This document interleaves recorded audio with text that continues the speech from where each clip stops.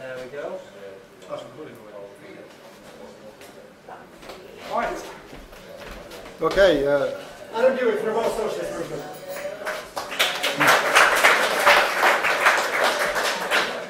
By the way, is everyone okay to come in? Do we want? Okay, thank you. Now, you heard earlier on the case for capitalism and the profit system with a bit of monetary reform done to it. I'm going to argue the case now for the exact opposite of that, the case for communism in its original sense. Now, many of you here will have seen the exchange of videos between Stefan Molyneux and Peter Joseph. Now, Stefan Molyneux is a supporter of, he's a mad marketeer, he's a supporter of free market capitalism. And he repeatedly in his contribution accuses Zeitgeist of standing for communism and even for standing for Marxism. Now, in his reply, which is, I think is quite good, Peter Joseph studiously avoids these jibes. As I say, I think he does so, well, it was quite an intelligent move on his part, because in America, the word communism, what they call communism, is a really dirty word. You may have heard the story about the demonstration of Cuban exiles outside the Cuban mission to the United Nations in New York. It sort of gets out of hand, and the police start charging in and beating up people. And one of the demonstrators says to the policeman, "Why are you beating us up? We are anti-communists." And the policeman replied, "I don't care what sort of communist you are," and continues hitting them. Now, that's why, because in America, the word communism is associated with what went on in Russia. It's associated with state control, it's associated with a one-party dictatorship, it's associated with gulags and all that sort of thing. And of course, if you ask anybody in Zeitgeist, or are you a communist? They say, no, of course not a communist, because it's an unfair criticism that was made by Stefan Molyneux to accuse Zeitgeist of standing for communism. But I want to suggest another response to the sort of criticism that Stefan Molyneux was making, and that is to say, yes, Zeitgeist is communist or communistic in a sense, but in the same sense in which Russia never was communist and wasn't communist at all. Now, I'm going to take as the text for this talk something from the original Zeitgeist's activist orientation guide. There's a footnote, there's a passage which says communism is complete state control, and the footnote says this. I can read it in this light. Communism is being referenced here in its historically applied form, not the idealized forms which advocate no money. I'll repeat that again, not the idealized forms which advocate no money. Now, up until the time of the Russian Revolution in 1917, that is what the word communism was associated with. It was associated with the idea of no money. It was associated with the idea of people living in a community, people living in a society in which they shared things, but they didn't use money. It wasn't Karl Marx that invented this idea. He was just joining something which already exists, and the idea of a communistic society with no money goes back a long way. I mean, in America in the 19th century, people established communistic colonies. According to the Bible, if you believe it, the early Christians also practiced a form of communism, and the anthropologists tell us that originally early humans also lived in a state of communism. So I mean that's what the word originally meant. Historically, I mean all that changed with the coming of Russia. Now I want to say as well that it's not just this is how historically the word used to be used, but it's also logically what it means. Now, if you imagine a society or a community where the productive resources are owned in common, in other words, they belong to everybody, what this means is that, in fact, what is produced also belongs to everybody. So how can the question doesn't arise as to how to sell what's being produced to the members of the community, because they're already co-owners of it. So the question of having money as a means of exchange, as a means of buying and selling, just doesn't arise. What does arise in this type of society is how to share out what has been produced, how to distribute it. And the majority of people who've historically called themselves communists, before Russia came along, were in favour of distribution according to the principle, to each according to their needs. Now, let's come to the Zeitgeist project. It's called a resource-based economy. Now, of course, all economies are based on resources, so a resource-based economy must mean something more than that. But surely what it means is that calculations are going to be done in kind. They're going to be done directly in resources, not in terms of money. So anyway, here is I'm quoting now from, I think it's one of your leaflets issued by the Cardiff Zeitgeist. What is a resource-based economy? Is the answer. It's a global system in which the planet's resources are declared the common heritage of all the world's people. It's a system in which all goods and services are available to everyone without the use of money, barter, or any other form of debt or servitude. I think that's a good definition. In fact, I agree with it. Okay, you call it resource-based economy. I would call it a world socialist economy, or rather world socialism. Now, it's quite clear that on this definition, Russia was not a communist society. Russia was a society, well, for a start, there wasn't common ownership. The productive resources belonged to the state, and the state was controlled by an elite. They also had money, and well, they also had money, full stop. People worked for wages, they were paid money, and they had to buy things. So, from that point of view, Russia wasn't communist. It was just like here, but because of the increased role of the state, I think the correct definition of what existed in Russia wasn't communism. What it was state capitalism. Now, what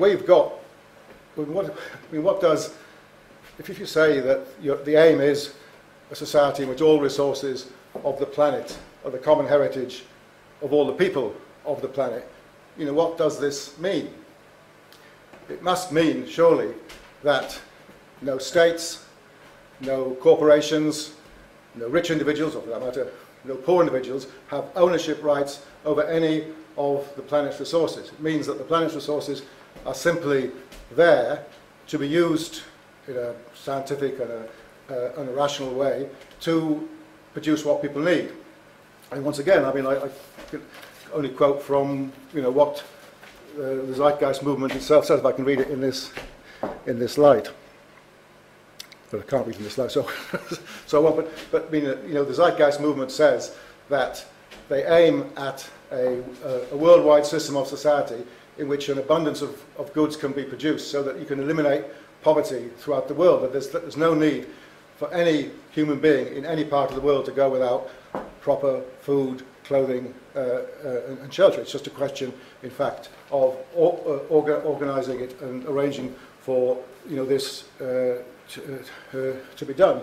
So what we're talking about is a society in which there is no money, because there is no need for money. We're talking about a society where, well, as far as consumer goods are concerned, people go into the common store and they take off the shelves what they need, and then they can walk out. They don't have to hand over any coloured pieces of paper, any round metallic objects, or put some plastic thing there, or a voucher, or anything. They have free, open access to what they need. At the same time, all the utilities, electricity, gas, telephone, internet connection, and so on, all these are provided free of charge. Now, that is what the common heritage, all resources being, the common heritage of all implies and what it means. Now, as I said, from our point of view, from my point of view, a worldwide resource-based economy is, in fact,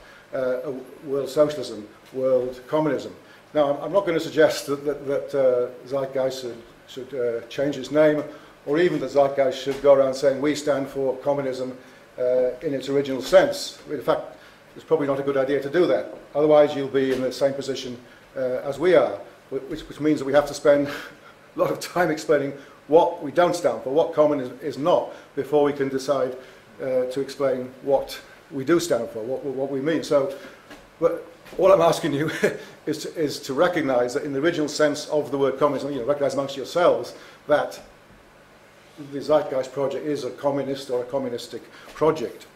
Now, okay, I don't know whether that's shocking or not, but if it is, you'll be relieved to know that, in fact, although the Zeitgeist project might be described as communist or communistic, it can't be described as Marxist. Now, Marx, he was a communist. He did stand for a society, a worldwide society, without money, but he had his own theories as to how to get there. The class struggle, the winning of political control, which are things which Zeitgeist explicitly rejects, or at least doesn't endorse. So I think if Marx was around today, I think what he would say is that Zeitgeist is what in the Communist Manifesto of 1848 are called utopian communists or utopian socialists. So there were people who stood for communism or stood for socialism, but who weren't based like he thought they should be on the class struggle. It was an appeal to everybody of goodwill. Incidentally, I don't think that necessarily means that the word utopian is being used as a criticism. It's been used as the opposite of what Marx and Engels regarded themselves as of being scientific socialists. But there is something else, I think, where the Zeitgeist movement can learn from Marx, because I can read this passage now, because it actually ends up by saying that what Zeitgeist want is to replace capitalism by a society in which the limitations of the rule, no profit, no can do, are removed. So we're talking about, that's what capitalism is. It's a system where the basic economic law is no profit, no can do, or can't pay, can't have. Now, Marx analysed that system, and I think he gave a much better analysis of capitalism and what's wrong with it than the sort of theories that, in fact, Zeitgeist based them on, which are similar to those put forward by Justin this morning, that the flaw in capitalism is a monetary flaw, is a flaw in the banking system and the monetary system. I think that implies, in fact, that capitalism is essentially a system of money lending. But capitalism is much more than that. Capitalism isn't, in fact, a system of money lending. What it is a system of production for profit, which Justin didn't, in fact, object to. That, you see, why basing the case against the present system of no profit, no can do on these sort of banking theories is that the logical conclusion of this is that what is required is some sort of monetary reform. If that's the flaw in the system, you get rid of that monetary reform, and you get rid of that by monetary reform. You open the door for people like Justin to argue that monetary reform is some sort of transition towards the end of capitalism. I don't think it is, and in fact.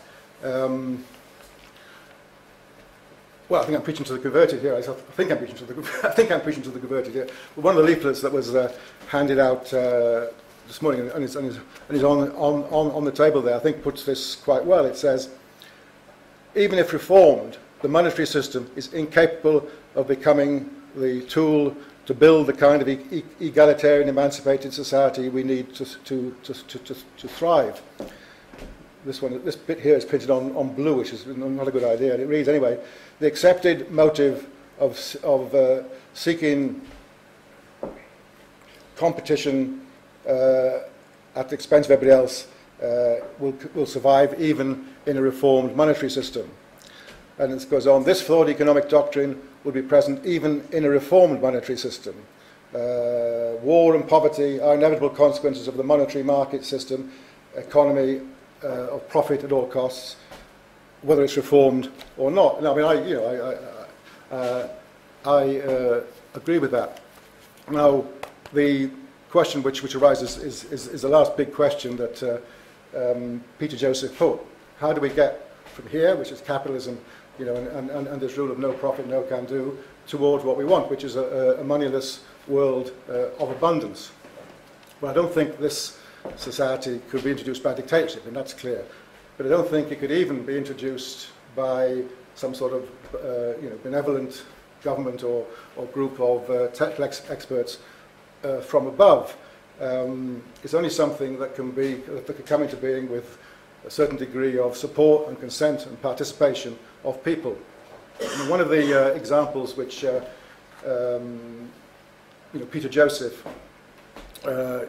gives is it must have to be something like the civil rights movement in America in the 1960s and 1970s. I think he's on the right track here. This is what it's got to be. It's got to be some sort of mass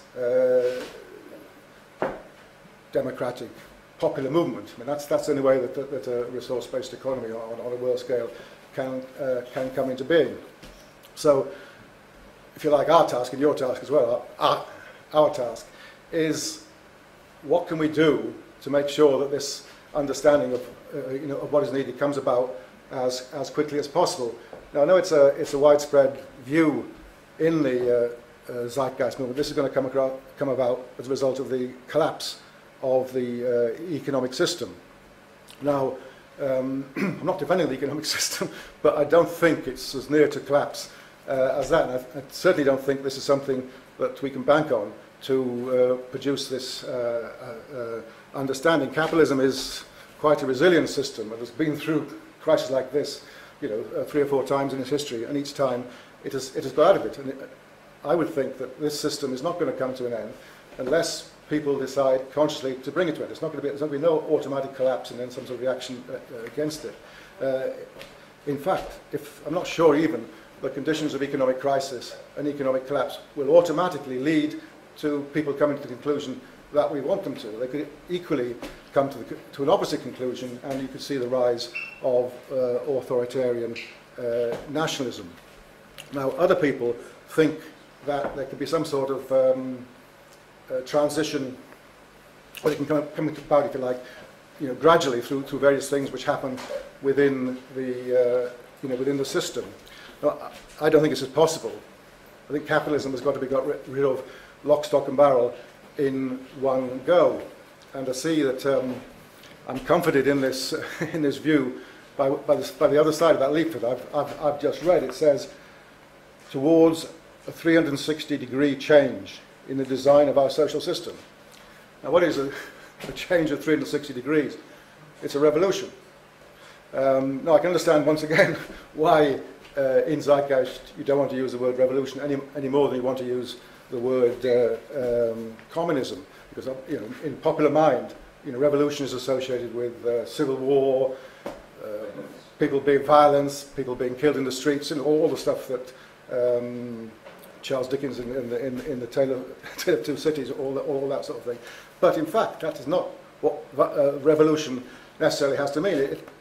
It means what is said here: a complete change in the basis of society, which can come about peacefully if there's sufficient support for it. So, I'm not afraid of the word revolution, but okay, you can call it, if you like, a 360-degree change. But I mean, the thing is the same. It's a complete change in the basis of society, brought about peacefully when a majority of people want it.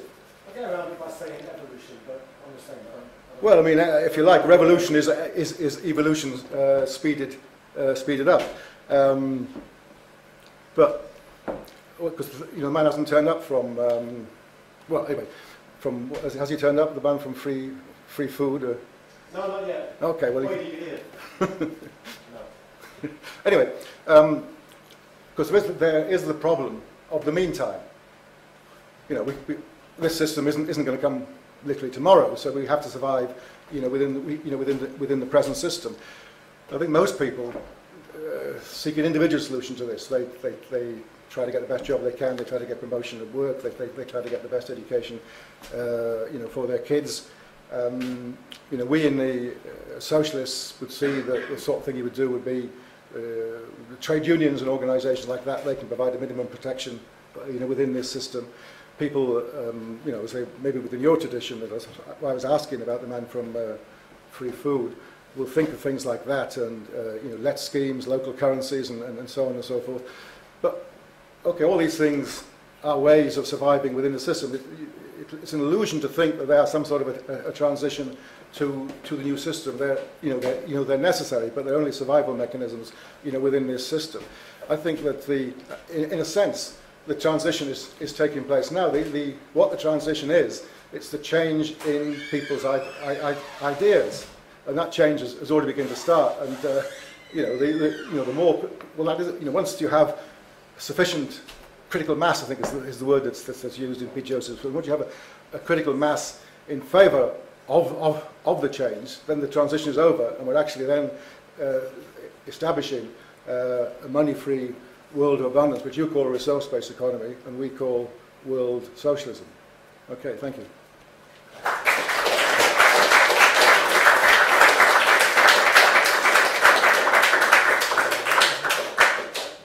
You don't have a chairperson in your meetings?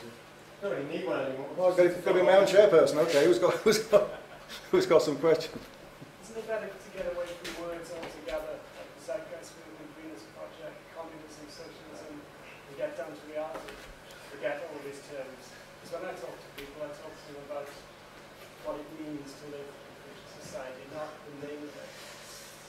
Well, I think you've probably got a point, as I hinted at. I'm not suggesting that because you actually stand for what communism used to mean that you should call yourselves communists, but we're an organisation that's been going for over 100 years, and that's what our term is, and it's we're attached to the term for psychological reasons, if you like, even though it causes us all sorts of problems. Because if we say we stand for socialism, people think, that's Russia, or that's a Labour government, or that's Sweden, or that's equal sharing, or something, and we have to say no, it isn't.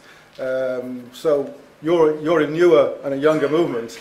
I'm not sure whether people do understand what Zeitgeist means, but you've got your term, resource-based economy. You can explain it like that. I mean, there are all sorts. It's not important in the end, as you say, what this is called. It's what it is. I mean, I agree with you. I'm not trying to convince you to change your mind, but that's the. No, I think it's really healthy. Like, what I like about space so far is it's just been totally successful already to me. Because you say what you say, listen, talk about it, and you come up and try and extract from Justin what you agree on. That's great. You're coming to us saying, look, we believe the same thing, we do in different terms, and that's all well and good. Because I think the only difference between the two things, well, I'll come on to it now, and I agree, the titles don't really matter. Zeitgeist movement, communism, whatever. They're just, I like the way you call it the Zeitgeist project, because it's a project that with goals that it's going to achieve or do away with the need for itself, so it's not something to be into in a religious way. But I think, being real, the only issue that socialism and communism has had is it's got the boring image. That's because it seems political. Whereas Zeitgeist movement seems social. The film seems to hit a chord that's universal, cool. A lot of young people like it because it seems to address it in a more in a way that feels like it cares about your life, so to speak. But if I can expand on it a bit, I'll speak a bit more because what I was trying to say about explaining to you. Can I just talk a bit more? Yeah. I'll try and describe it through my terms, just so it will be understandable. Hopefully we'll all be on the same page. Which is that I think the core of it is what I said at the beginning. Like, a good social system would be one where if you design like a human body, you switch your angle, cut yourself, there'll be no confidence going on with your body to decide what is needed. It just does it. That's healthy. To create a healthy social system, you do the same sort of thing where you want to cooperate. With cooperation, you can't go wrong. So how about cooperating fully? All we need to do is cooperate enough to take care of each other's common needs. So we don't all need to be best friends with each other. And we need to educate each other on what really matters in life is contributing to society. And that doesn't necessarily doesn't mean working.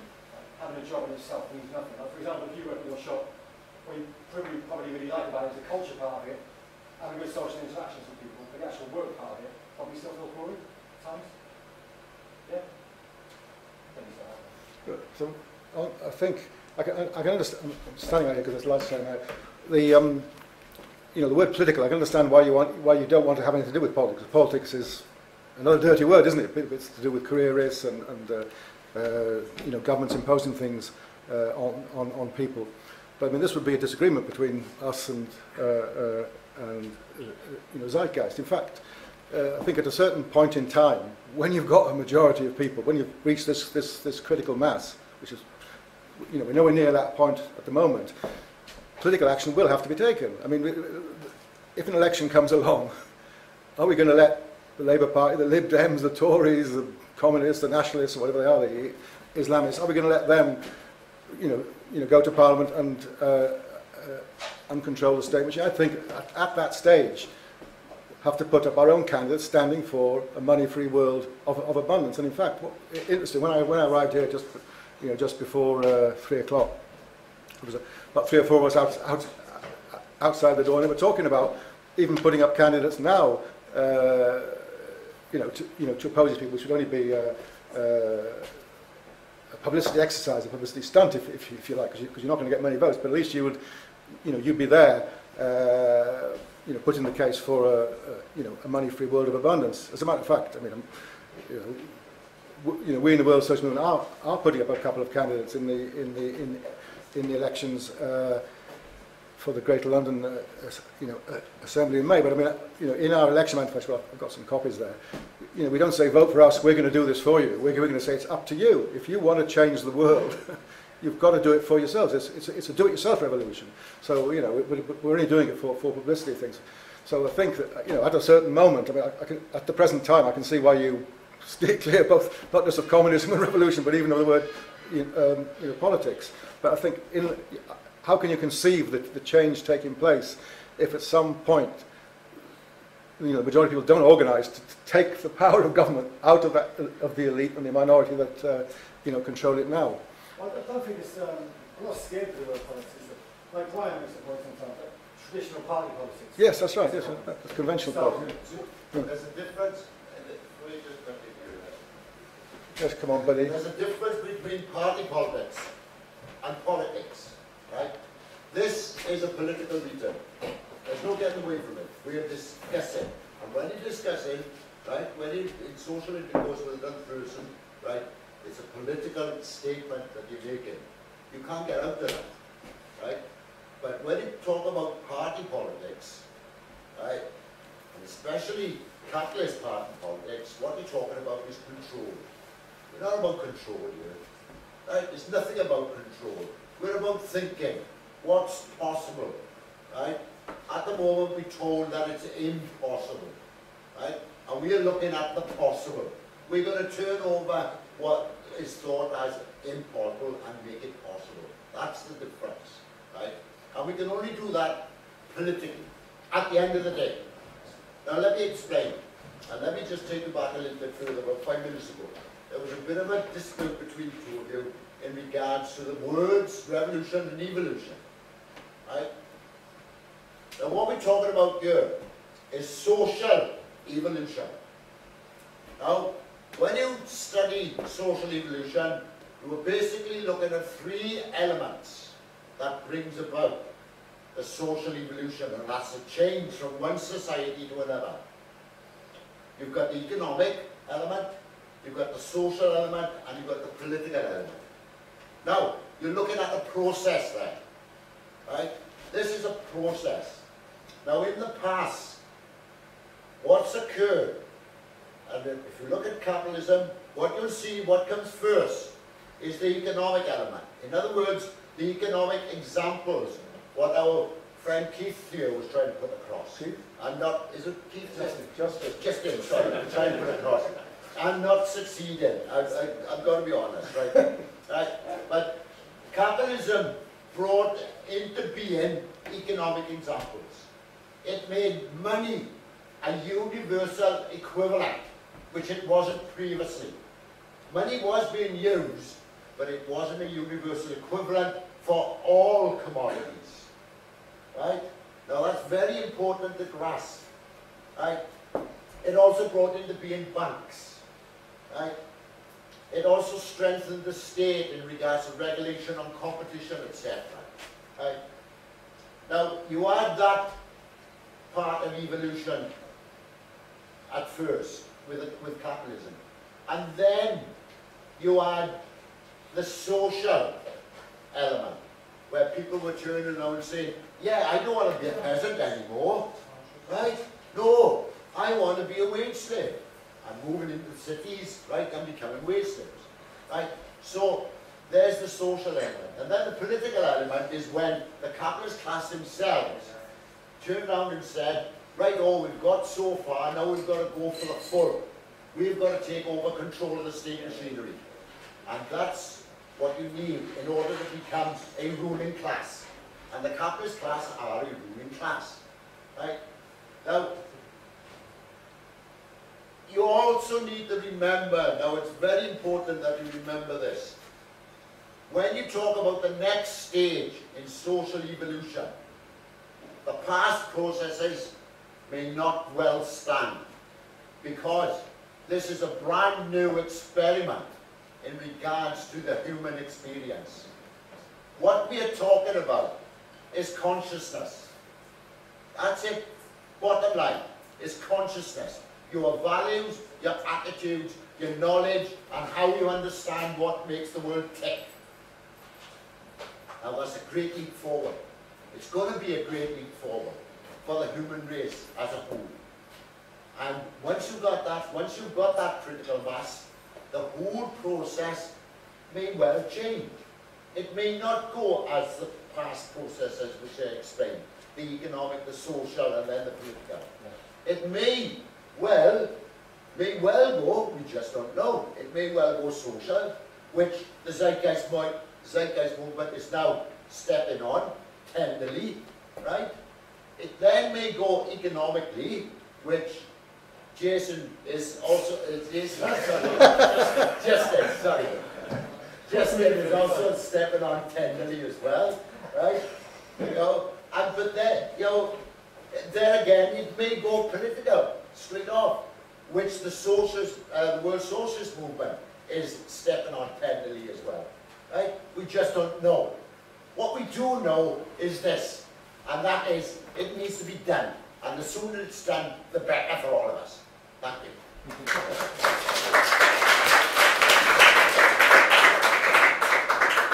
This bloke here. We're going to start at the back here. Can I say something about terminology? No, it's all right. No, it's all right. Can I say something? You won't be recorded. I noticed Adam went on in the first part of his talk a lot about how the World Socialist movement is stuck with this terminology of communism and socialism, and for historical and psychological reasons can't get rid of it. And that's probably a handicap which the Zeitgeist movement hasn't got. And that may be true, but the acceptance of terminology or otherwise changes. And a prime example of this is a word we've pronounced, well, I've heard pronounced since I've been in this room for the last hour and a half, probably a dozen or more times, and that's the word capitalism. Ever since, I was going to say 1907, but I mean 2007, the word capitalism has become popular. When I first started to sort of think about matters political, if you use the word capitalism, you were a bit of a nutcase. There's something a bit wrong with you, and really you should go away and not bother, because people were not going to listen. I remember the Journal of the World Socialist Party, the Socialist Standard, say 20 years ago, if it had on the cover the word capitalism, it didn't sell. People thought there was something amiss.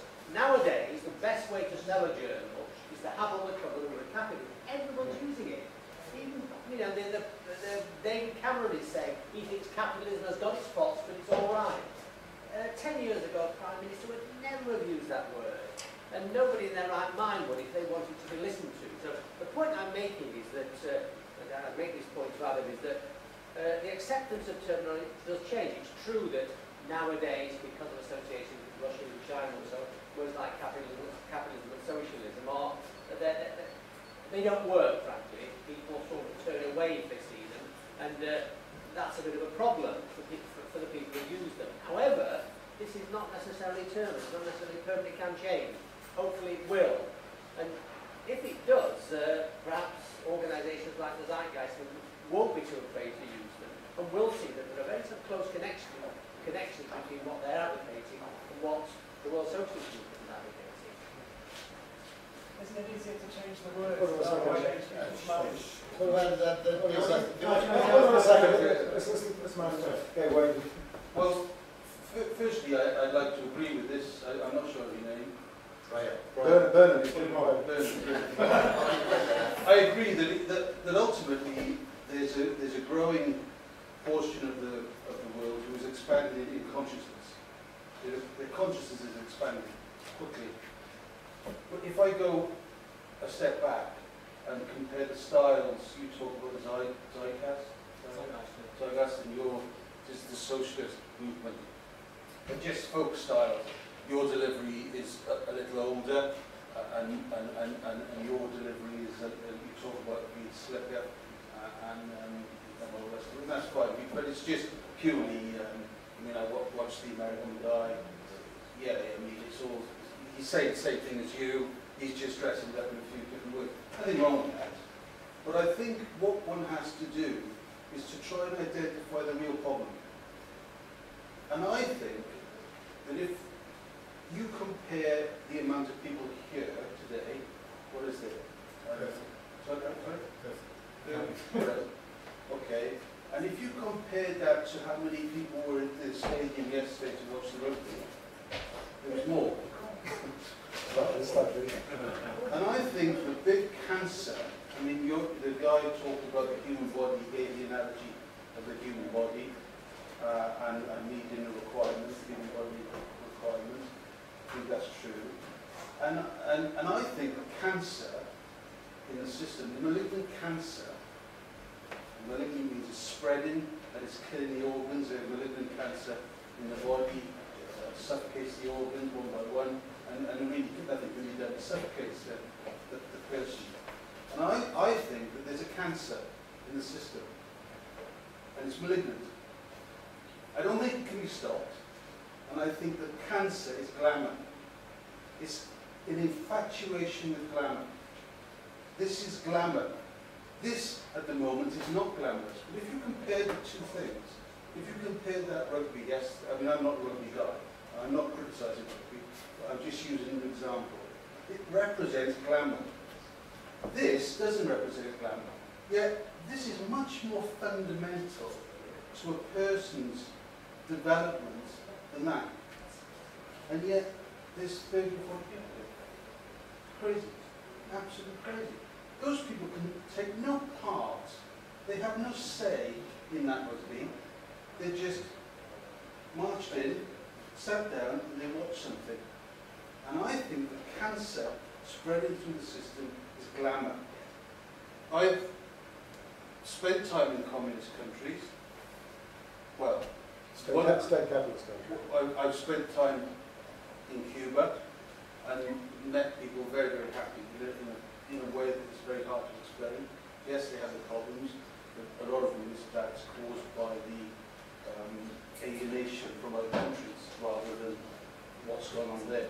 I was in southern India in Kerala, which is not capitalist, it's not communist, but it's a mixed government. It was communist. It was a communist state of India. And what a beautiful place.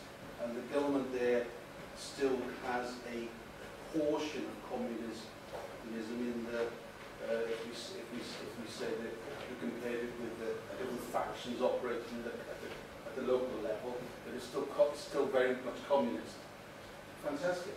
And Tunisia, you could argue that it wasn't communist, but it really was.